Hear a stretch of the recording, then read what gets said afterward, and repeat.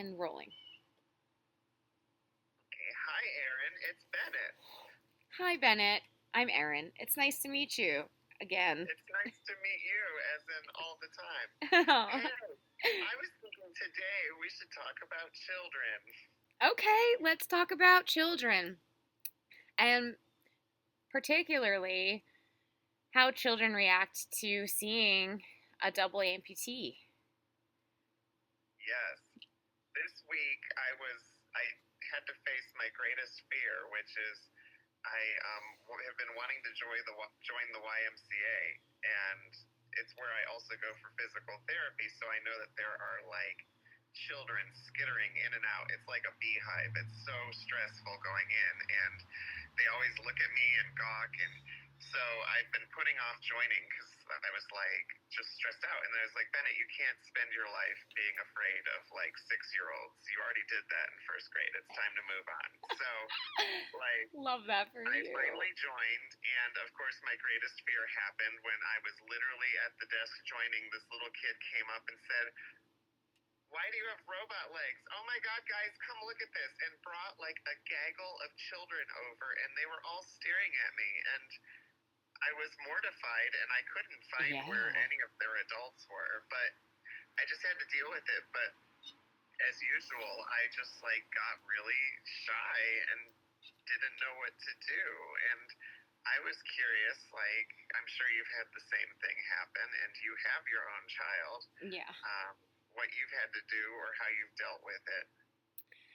So, my son is 7 now, and when he was in uh, pre-K, when I took him to his first day of pre-K, all the little kids came running up to me, and they were like, I could see in their faces, like they were thinking, like, "Why are you like that?"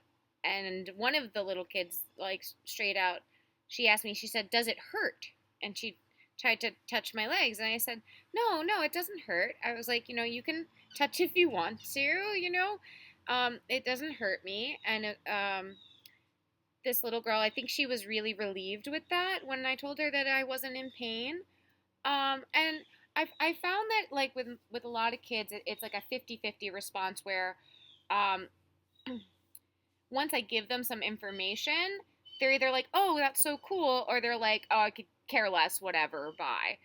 Um, which my first time meeting hordes of children was a lot different than to fast forward 3 years from there, where I was wearing my prosthetics and I showed up to my son's classroom, and all the kids jump up out of the seats and start pointing at me and screaming, "Just a robot! It's a robot! Woo!" Oh no. So I just put my hand on my hip and I said, "That's right, kids. I'm half mommy, half robot."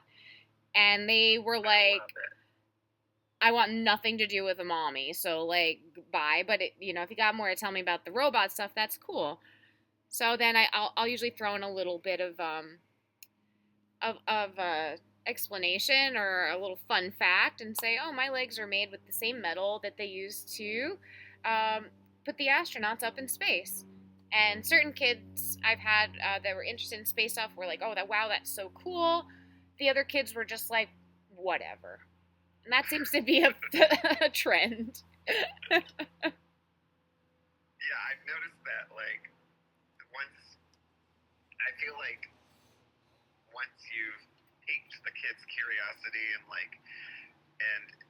dealt with it and answered some of their curiosity, I feel like a lot of them are like instantly over it.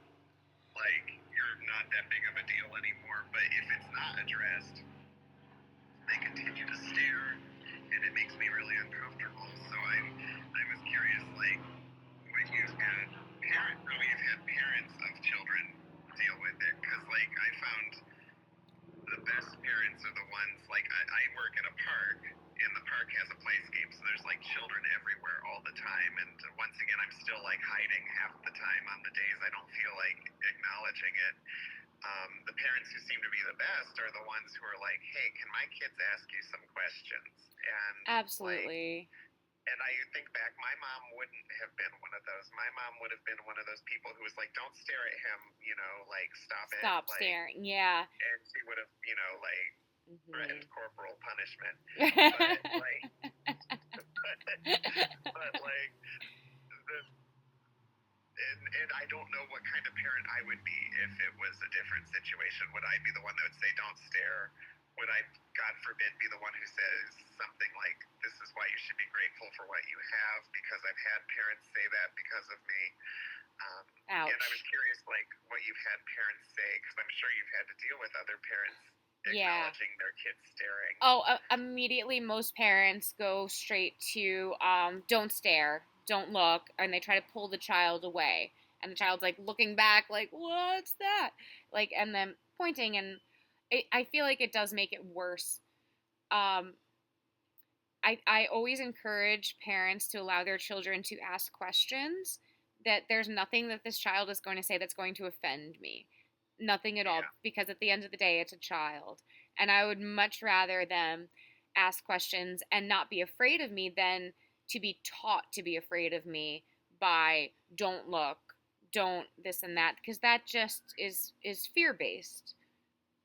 yeah, or it'd be teaching them that if they're not being dealt with, that it is okay to stare at us and other us, um, Right. and that's just as bad for everyone in the long run. I like to think back, if I was 6 years old and I saw someone like us, I totally would have stared.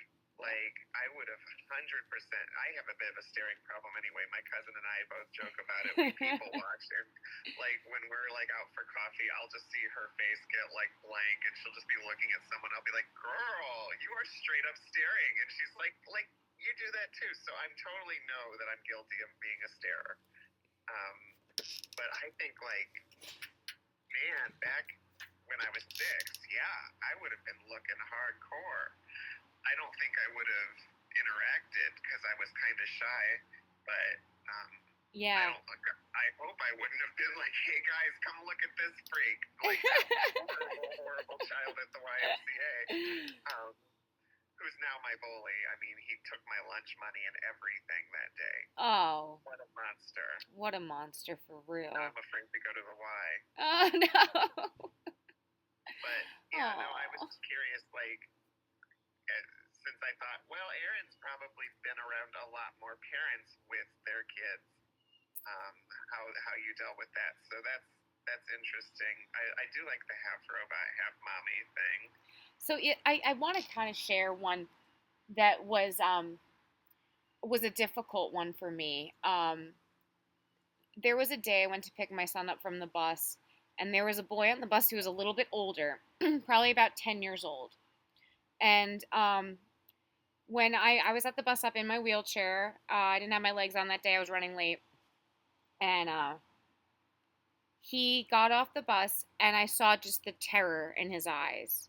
And he got off the bus and he ran to his mother, and his mother like kind of like sheltered him under her arm, and he was just holding on to her.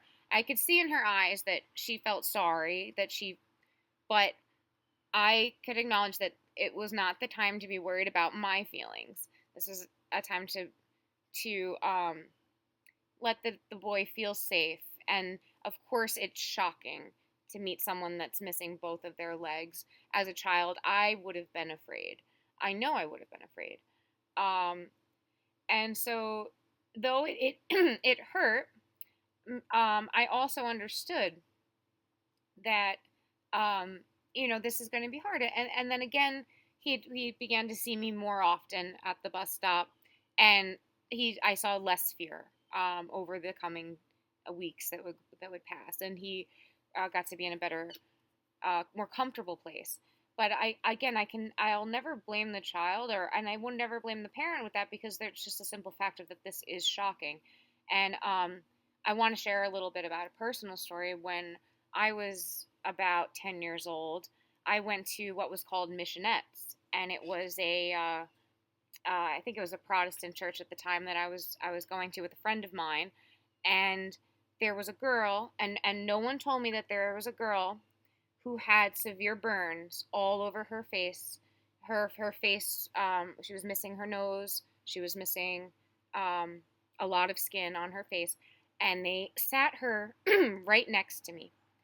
And when she sat next to me, I started crying, sobbing uncontrollably. I was afraid. I felt so sad for her. I felt so much empathy. And I did feel fear. Yes, I'll reiterate that I was afraid. But instead of the adults in that community, in that area, being like, okay, I could understand that this could be scary for a child, especially a child who's coming in as a friend and has no warning that there's going to be a girl with severe burns all over her body and her face. Um, they immediately made me feel like I was sinful and that I was wrong for my fear and for crying because it made her feel bad. But no one acknowledged my own fear, and I've had so much guilt uh, for years on into my adult life. So I think that's something that I always want to avoid with children is that, and even if they are afraid, it may not necessarily be my place to step in and be like, there's nothing to be afraid about. Some people are missing body parts, XYZ. But that's a conversation that the parent could have, Mm-hmm. um, and to kind of give warning. I think that that's always a good place to be in is when possible to give warning and to give explanations. Um, yeah. Because I've been curious. I had that happen when I was at Home Depot one time. I walked out into the garden center area, and there was this mom pushing her daughter in a shopping cart, and the daughter saw me and started saying, "I'm scared of him. I'm scared of him." And she started crying, and I was like, "Oh my God! I just came here to get some petunias." Jesus Christ! I wasn't wanting to deal with existential crisis today. Jesus. But No. like, but like, um, I felt like I didn't know if I crossed a line because I said, "Do you want to ask me questions?" I didn't know suddenly, like, oh my God, am I not allowed to interact with this person who is openly terrified of me? Do I have to wait for the parent to instigate that conversation, or am I Right. allowed to say something? That's Because a hard to me, place. I'm defending myself, and she had a parent who was very much that stop looking at him, don't, scolding this poor little girl. So this poor little girl leaves just as scared, and I leave feeling just as othered as Yeah. you could feel. And I don't even know if I got those damn petunias or not because it was so rattling. I mean, think Yeah. I think I bought potting soil. I don't remember, but it was like so. It was so much to deal with, and if that mother had said like, "Hey, can my daughter just ask you a question?" That daughter probably would have gotten over her fear, Yeah. and I wouldn't have felt like a bridge troll Right. crawled Yes. out of the creek and was there to terrify the village children. Like Jesus, it Yes, was so I much. know. But I don't know what you would think about that. Like, do you think is it okay for us to talk to children without parents allowing that conversation or not? You know, it's such a good question, and I wish I had an easy answer. Um, but I think that I can only give advice based on what I do, which is I go for the vibe. If Okay. that parent seems more cool, if they're in a hurry and they don't want to be bothered, I usually won't. But if they seem to be more like, all right, or this or that, a lot of times parents tend to be very overly apologetic, and I'm always trying to reassure, like, don't be sorry. You can ask me anything. Ask me any question you want, and that usually um, is something that I always navigate through. Really, just a gut feeling. I don't think it's ever wrong to if you see a child looking at you to ask them, like, you know like politely, like, do you want to ask me any questions? And I always would. I know some people with this disability struggle, and they tend to lean towards agitation or anger, and I don't think that that's helpful. I think that especially with children. Like, to be like, what are you looking at? Like that's not helpful. I have heard other people say like, oh well, I didn't eat my vegetables, and this is what happens. Like, I don't think that that's necessarily helpful either. I think that we need to go through this life with radical acceptance and honesty. Mm, mm-hmm. Yeah. Yeah, I have heard a lot of those jokes. Like, yeah, I fought a bear, and and this and that, and it is funny maybe to do that with adults, but with children, I agree. It is better to just openly acknowledge it. And I made that mistake earlier on in my journey of trying to make kids laugh, by being like, see, I walk like a penguin now, or this and that. And I thought, and as it's gone on further, I thought, what a disservice I did almost to the disabled community by making it seem funny, but it was how I dealt with it. I've always dealt with everything through self-deprecation or trying to make people laugh. And I realized that that's really not the way to go about it, that because then kids think you are silly, and it's like, you're someone who's just trying to make it work, Yeah. like, Yeah. and so now I go at it more. Um, what I found that I tell children is, I don't have legs like you do. Someone who's really cool built these so that I can walk like you do. And usually then that changes the conversation where the parent, if they're nearby, says, "Oh my God, isn't that so cool that someone was able to build legs like that?" And then it focuses more on me being able to do stuff because of someone else helping me do it. Right. Which could be And totally eye-opening for the child. yeah, I don't acknowledge then usually that I'm like pissed off at my prosthetist about something, and then unload on this poor 6-year-old. Like, I But told him my alignment was off, and what did he yeah, do? Nothing. nothing, Nothing. nothing. I wanted the BOA dials, and now they're just finally acknowledging it. I talked about it for 6 months, and this poor child's like, totally over it by that point. So yeah, but I did find that kind of helps them because kids love building They and do. making things. And for a kid to see, it's kind of along the same lines as your rocket ship thing, like saying like people were able to help me by doing this. That might be a kid who like decides that they want to pursue a career doing that, Absolutely. or if God forbid it happens to them, that someone will be able to help them so that they can walk. That's Or another you know, amazing point. because yeah, I think the worst one is the telling children they should be grateful for what they have, because what that's doing is implying that if this, once again, God forbid, happens to them, their life is ruined. Right. And they aren't able to do anything anymore. So What are you doing? so I don't know. Like, I think that it's definitely something that kids need to learn, that if this happens to them, that things will be okay. I agree. That it's not, that someone is able to help you, and many people are able to help you, and you're able to help yourself. And yeah, because I have had the people with that, this is why you should be grateful for what you have storyline with their children, that they think I don't hear them saying that, but I do. And your storyline is so much more empowering and offers so many more tools to these children to give them more insight.